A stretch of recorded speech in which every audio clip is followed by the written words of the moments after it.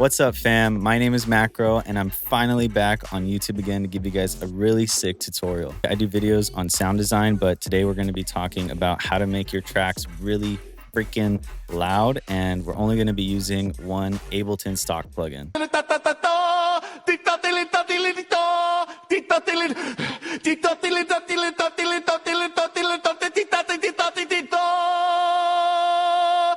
Introducing the Saturator. So to show you guys how I use the Saturator, I basically just put it on my mastering channel, and that's it. Like if I need to, I'll put span or some kind of spectrum device on it to see like how it's looking, but it's pretty much just saturated. To demonstrate it, I'm actually going to be showing you guys how I use it in my new remix. It's oddprophet's Migraine track. This is the track right now. This is my favorite part of it. This is the second drop.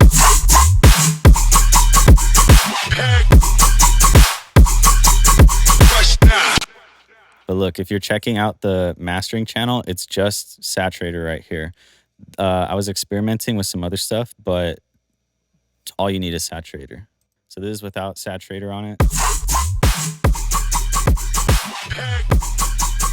So you can hear how it's quieter. Put Saturator on it. So with this video, I'm also going to be providing a link in the description below where you can actually go to download my track off of SoundCloud. And when you go to download it, I'm also going to include the Serum presets that I used for some of the drops. So I'm actually going to include this guy right here. This is like the shots in the trap drop.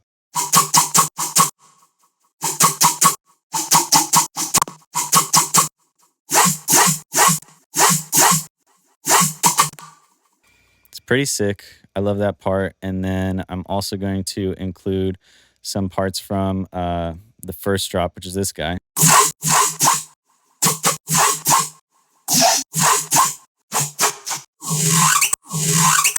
So yeah, you're going to be able to have those presets. But the biggest way to for you guys to like show your support for me is if you were to go and download that and actually repost it onto your SoundCloud. And if you keep it up and have it reposted, that would mean the world to me, guys. And like that would be the best way for you guys to show me support. And if you do, I'm really thankful. So yeah, thank you in advance if you guys do. But to get further into the tutorial, the main thing that you got to worry about is the mix down first and then going into like mastering with the saturator. So if you're going to go in and start doing your mix down, you got to make sure that the levels are low on all your tracks and you have a really good tight side chain going on. And that's what I have right here. I have a ghost channel, and this is following the kick and the snare. Not the snare. I think I used a clap in this track.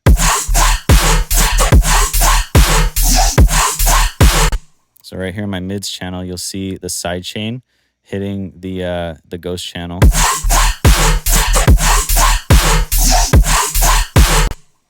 So that's key, making sure that your side chain is really, really good, nice and tight. You got a fat kick and a fat clap or snare, so that way it punches through really nice. And when it comes to mix down, like make sure that you bring down the level on all your other channels too, so that way it's nice and clean before it hits your master, and the saturator like boosts everything. As long as you keep everything clean and tidy and you're EQing out the bad frequencies with, you know, your tracks and your synths, and you're cutting the sub and all that, then it's going to be great running through the saturator. Now, when it comes to like applying the saturator on it, you always have to put soft clip on because you actually want your track to clip. Now, when you're making dubstep or you're making like bass music and stuff, you have a lot of high end, and that's going to help mask the clipping noises and like the crackles and the little bleeps and bloops that, you know, bleed through.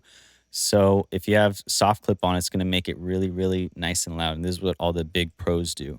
And, you know, a lot of people are going to say, don't clip. You don't want your song to clip. It's really, really bad, whatever. But if you do it tastefully to where you're masking it and you can't hear it, then your song's going to be loud as and it's going to be able to compete with all the other people that are sounding super professional and on big labels. I usually just bring up the drive on the saturator. You can choose whichever like what is it, like a wave shape for the saturator that you're using. Usually I like to use wave shaper, or I'll use digital clip, or I'll use soft sign as well. And I'll just bring the drive up and click soft clip. That's it. After you do all that, what I like to do is bounce it out, and then in a separate project, that's where I put another saturator and I make it really, really freaking fat and loud, and make sure that it's a sausage, kind of like wave file, and it's hitting 0. Because usually when I bounce it out like this, just on its own, it's not hitting like the threshold. So I'm going to show you guys how to do that too. So I bounced the track out into like a WAV file, and I put it in its own separate project file. So that way I could check out the wave, see how it looks. And it's not completely hitting 0, right? So if I go over to where I have the drops, you can see that it's pretty loud, but it's not hitting 0 completely. There's a little gap in between. So in order to do that, and well, in order to fix it, I put on a saturator and I go to wave shaper, put on soft clip, and I just bring the drive up a bit, maybe like 5, right? So we're gonna turn this shit way up. I gotta hear how it sounds though.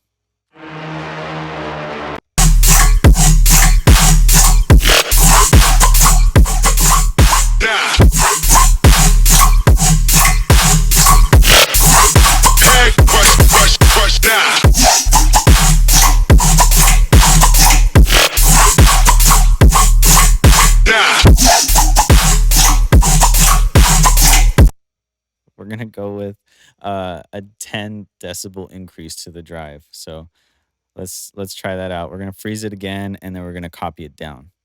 Okay, so now that we've taken what we froze in place and dragged it down, this waveform looks crazy fat.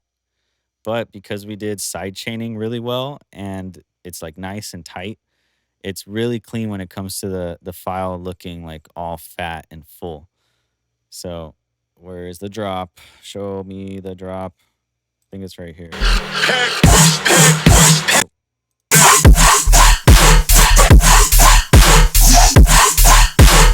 You can see how it's actually like hitting 0 or even like clipping past it. But it shouldn't sound bad because it has a lot of high end already with it, so it's masking the clipping. See?